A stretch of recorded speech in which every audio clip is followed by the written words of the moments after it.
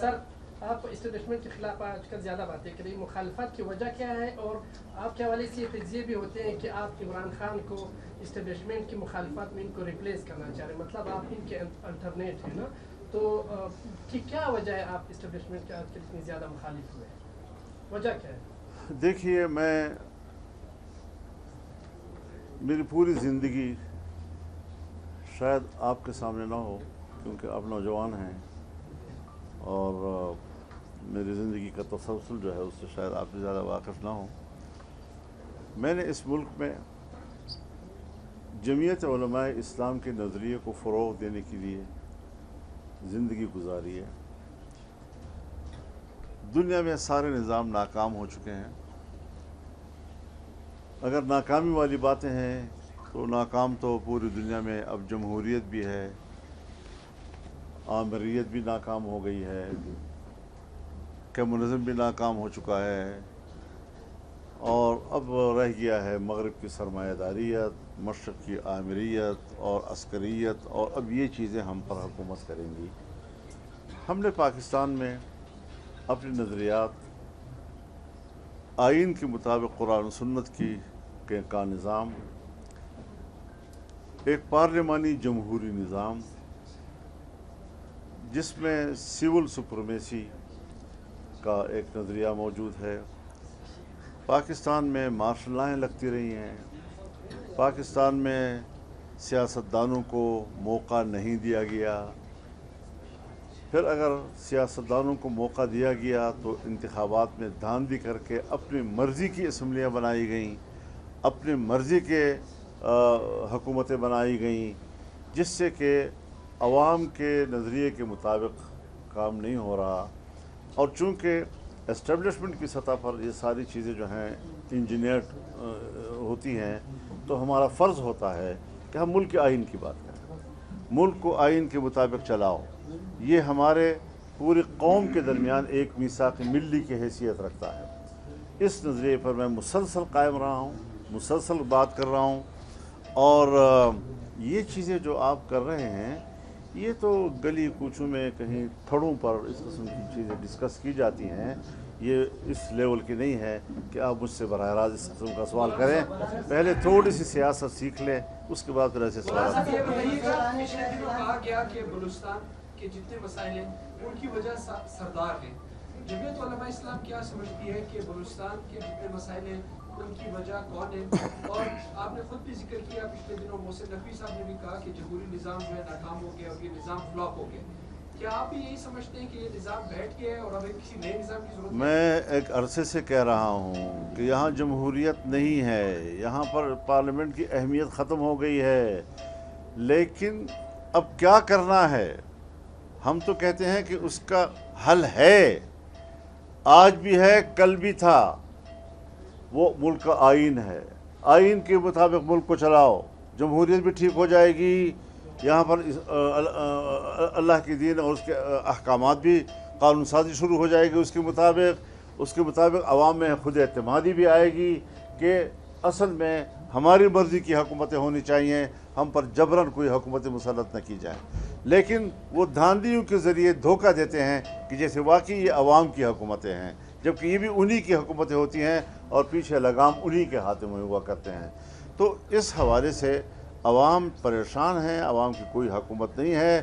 میں یہ سوچتا ہوں کہ پہلے یہ بتایا جائے کہ یہ کس کیپیسٹی میں انہوں نے یہ باتیں کی ہیں، وہ کابینہ کے ممبر ہیں۔ اگر ناکام ہو چکا ہے تو پھر یا تو اپنی حکومت سے کہیں کہ وہ مستعفی ہو جائے، یا پھر کم از کم خود مستعفی ہو کر میدان میں آ جائیں۔ نہیں، نوکری بھی اسی تنخواہ پہ کرنی ہے اور باتیں بڑی بڑی کرنی ہیں۔ تو میں اب کیا کہہ سکتا ہوں، چھوٹے لوگوں کو بڑا کہنا پڑا ہے، مجھ کو اکثر ایسی تکلیف کئی بار اٹھائی میں نے۔ مولانا صاحب، آئین کی بات آپ کرتے ہیں، 73 کے آئین میں بہت سی تبدیلیاں آئی ہیں، ترامیم آئی ہیں، پھر وہ آئین تو وہ نہیں رہا جس کی آپ بات کر رہے ہیں۔ دیکھیے، آئین بنتا ہے، آئین کا مقام جو ہے وہ یقیناً ایک بہت بڑے دستاویز کی ہوتی ہے، لیکن وہ قرآنی دستاویز نہیں ہے کہ اس میں کوئی تبدیلی نہیں کی جائے۔ تبدیلی کی بھی اپنے اصول اور ضوابط اس کے اندر ہیں، پارلیمنٹ اور اس کی 2/3 اکثریت سے. چنانچہ جب بھی مارشل لائیں آئی ہیں اس نے حلیہ بگاڑ کر رکھ دیا ہے اس آئین کا. لیکن بڑی محنت اور کوشش کے بعد ایک 18ویں ترمیم آئی جس میں آئین کو اول سے لے کر آخر تک اس کی اصلاح کی گئی. تمام پارٹیاں انہوں نے 9 مہینے اس پر کام کیا.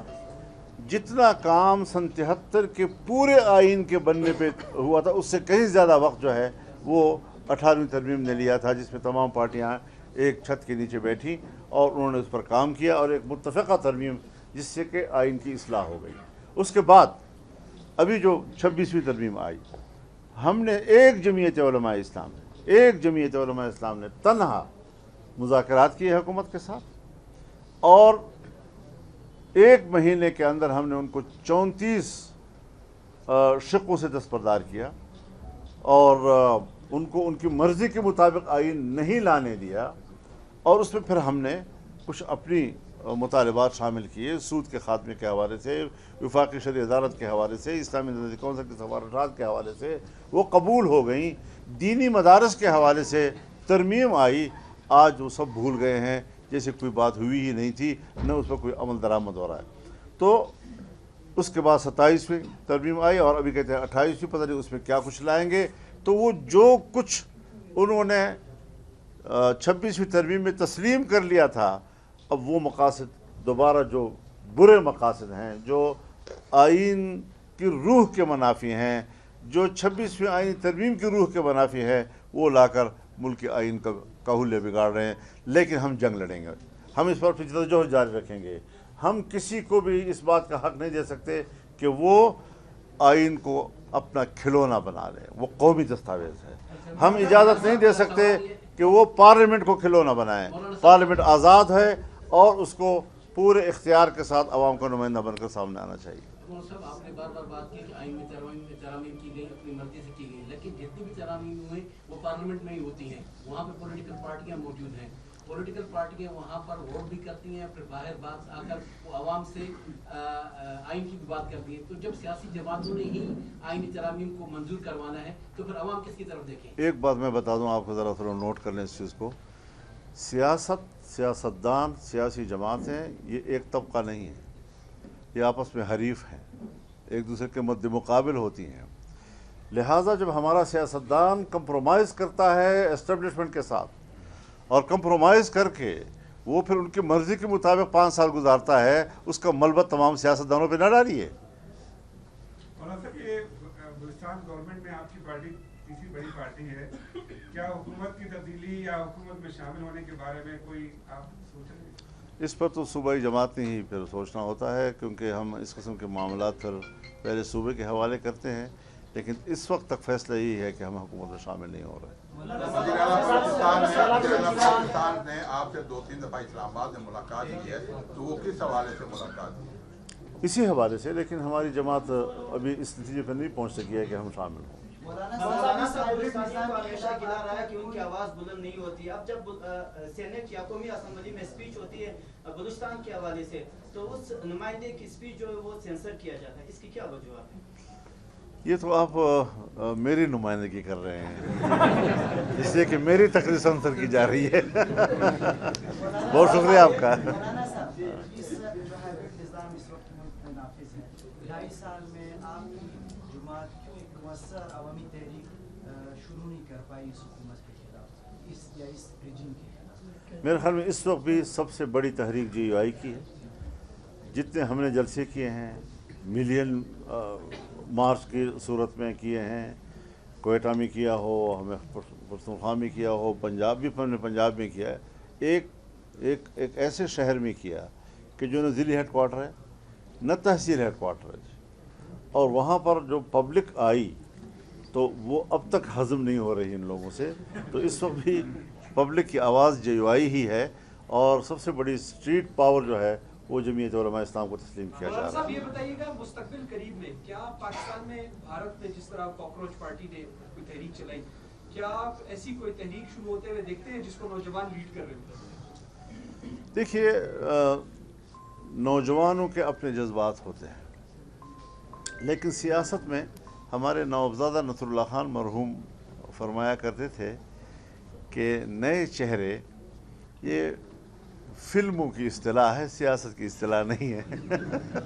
بہت شکریہ۔ تو جہاں تک ہے نوجوانوں کا تعلق، جوانی میں جذبات غالب ہوتے ہیں اور بصیرت، تجربہ وہ ذرا کم ہوتا ہے۔ جو سیاست میں ایک لمبا عرصہ گزار کر بہت سے حالات سے گزر چکے ہوتے ہیں، تجربات سے، تو وہ جب پالیسیاں بناتے ہیں، وہ جب ایک آئیڈیا قوم کو دیتے ہیں، اس میں زیادہ وزن ہوا کرتا ہے۔ تو ہمارا نوجوان کو بھی یہ سوچنا چاہیے کہ ان کے جذبات کا احترام، وہ ہمارے آنے والے مستقبل ہیں اور ہم اپنے مستقبل کو روشن دیکھنا چاہتے ہیں۔